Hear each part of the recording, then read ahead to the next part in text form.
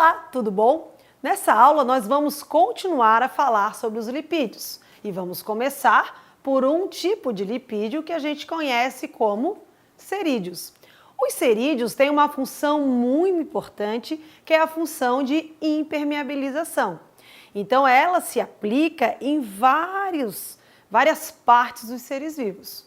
Um deles é nas abelhas. Sabe a cera, né? A colmeia da abelha, ela faz aquela cera que algumas pessoas até, o favo de mel, né, que acabam consumindo. Essa cera é de origem lipídica e é um tipo de cerídeo e ajuda também a, impedir com que entre muita água na colmeia. Outra função importante dos cerídeos na impermeabilização é a cera de orelha, que é a orelha, né, o nome correto, não o ouvido. A cera de orelha, ela serve para proteger a nossa orelha.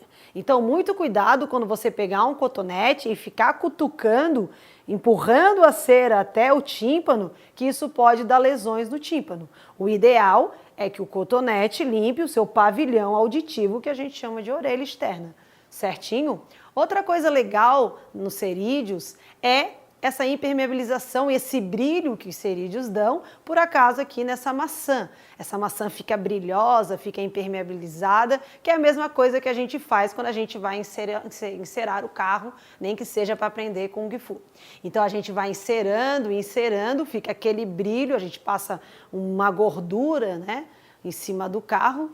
Nesse caso vai ser até um óleo, porque é de origem vegetal, e você acaba deixando um brilho e impedindo com que a água, né, suje muito o seu carro e ele permanece mais tempo limpo. Outra coisa extremamente importante, que é um tipo de cerídeo, é uma glândula que a gente chama glândula uropigiana. Você já viu uma ave que voa, mergulha, pega um peixe, depois ela volta com o peixe na boca e volta a voar? Como é que essa ave não molhou suas penas? Ora, as aves elas têm uma glândula uropigiana bem em cima da cauda. Então elas ficam com o bico lá nessa região, pegam essa gordura e ficam espalhando pelas suas penas. Isso faz com que fique impermeabilizado, certo? Então, os cerídeos têm uma função extremamente importante, tanto no mundo animal quanto no mundo vegetal, como a gente está vendo aqui. Outro tipo de lipídio extremamente importante são os fosfolipídios, que eu já comentei na nossa aula anterior. Os fosfolipídios, eles compõem a membrana plasmática e eles são bem importantes e eles são considerados lipídios complexos, já que eles têm um elemento químico, né, um fósforo, um íon, na sua composição. Então, os fosfolipídios, então aqui o que a gente vê nessa molécula? Essa cabeça aqui arredondada é o fósforo, fosfato, e aqui a gente tem o lipídio. Esses fosfolipídios, eles compõem praticamente toda a membrana plasmática, porque, ora, a célula, o que a gente tem dentro do nosso corpo, que eu já falei para vocês? A gente tem água. Então, o que a gente pode usar para separar a água de dentro da célula com a água fora da célula? Então, a gente vai usar gordura, lipídio. A gente vai usar um lipídio que consegue separar, já que ele não se mistura à temperatura ambiente com a água. Certo? Então, os fosfolipídios têm uma função estrutural extremamente importante. Um outro tipo de lipídio também muito importante para os seres vivos são os esteroides. Esse você já deve ter ouvido falar. Os esteroides, eles compõem os carotenoides. Os carotenoides, eles estão ali junto com a nossa vitamina A, que dá essa coloração maravilhosa para várias frutas. Outra coisa importante são os hormônios sexuais. Então isso é muito importante que você grave, que os hormônios sexuais são de origem lipídica. Então a gente tem aqui os hormônios femininos, que é o estrógeno e a progesterona, e o hormônio masculino, que é a testosterona. Então, por exemplo, quando tanto o menino quanto a menina, os adolescentes entram na puberdade, geralmente aparecem muitas espinhas no rosto desses indivíduos. Por quê?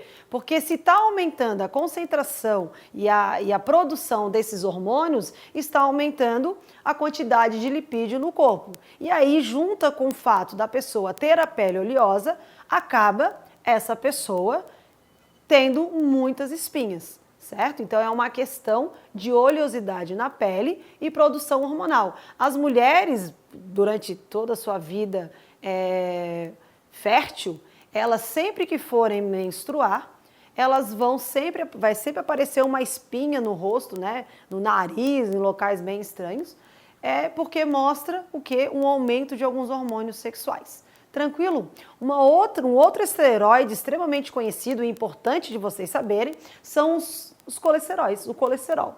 O colesterol é uma coisa que vocês têm que entender que ele é produzido por animais. Então, planta nenhum tem colesterol.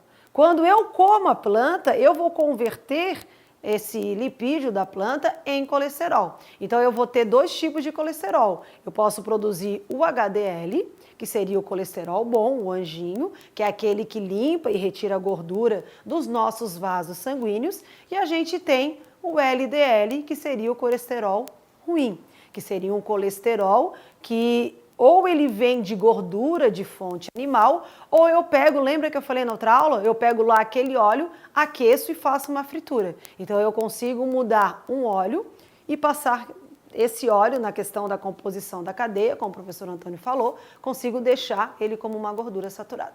Então a gente tem o LDL, que é o colesterol ruim. Então lembrando que o colesterol é extremamente importante. Então é importante que as pessoas comam sementes, que é o caso de arroz e feijão. Já ouviram falar que isso é um alimento muito saudável? Claro, a gente está comendo semente.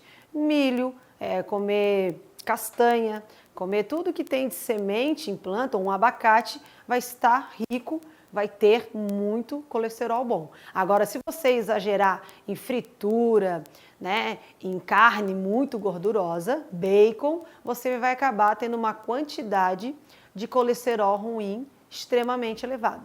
Tranquilo, pessoal? Por hoje é só. Espero que você tenha gostado e até a nossa próxima aula. Tchau, tchau!